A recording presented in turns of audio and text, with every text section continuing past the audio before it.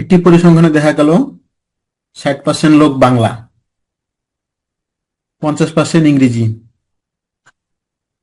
50% আরবি বলতে পারে। 30% লোক বাংলা ইংরেজি, 20% ইংরেজি আরবি, 30% বাংলা আরবি বলতে পারে, এবং 10% লোক তিনটি ভাষার একটিও বলতে পারে না। তার মানে আমাদের 10% মোট হিসাব থেকে বাদ। শতকরা কতজন লোক তিনটি ভাষা বলতে পারে? তাহলে প্রথমে লিখলাম, ধরি মোট লোক 100 জন।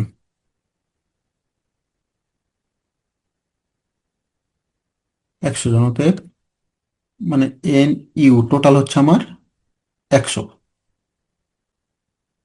বাংলা বলতে পারে, তাহলে আমরা সরাসরি ধরে নিচ্ছি NB 60%।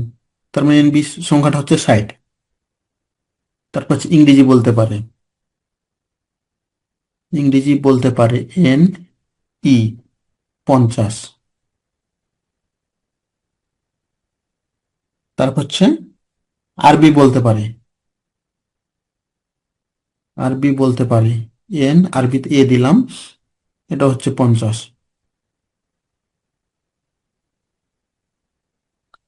এবার হচ্ছে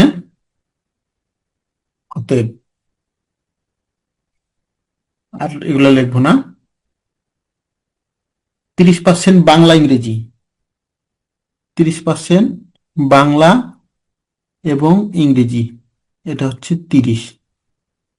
তারপর 20% ইংরেজি আরবি, 20% ইংরেজি এবং আরবি, এটা হচ্ছে 20।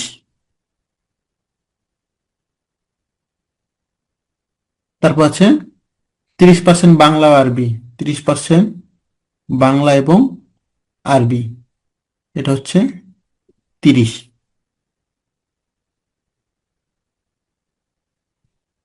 এবারে তো এখন যদি আমরা এই সংখ্যাটা বিবেচনা করি, বাংলা অথবা ইংরেজি অথবা আরবি, এই সংখ্যাটা কত? যেহেতু 10% কোনোটাই বলতে পারে না, তার মানে এটাকে আমার হচ্ছে টোটাল সংখ্যা থেকে 10% বিয়োগ। তার মানে এটা হচ্ছে আমার 90। এখন লিখবো আমরা জানি, অথবা হলে উপরে এবং হলে নিচে। এবং হলে নিচে।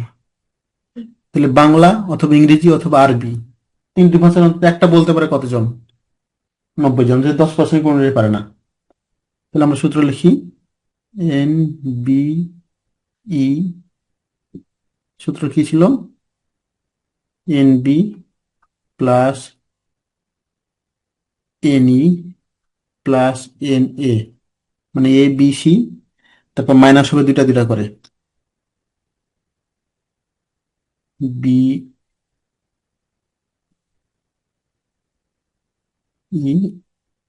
মাইনাস N, এই যে তিনটা যদি বিয়োগ করে দিই তা হবে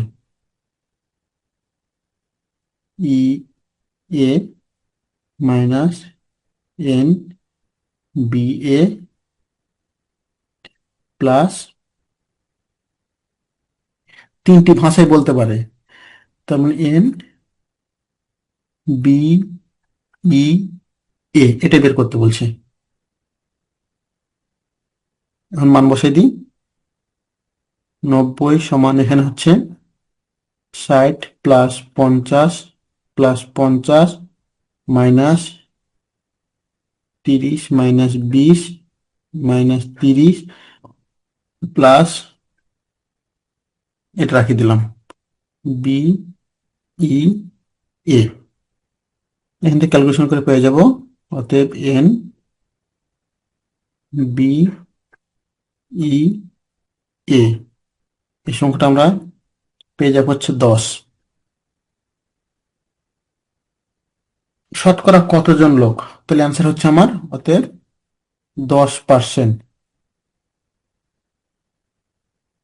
কতজন লোক তিনটি ভাষায় বলতে পারে? এটা হচ্ছে 10%।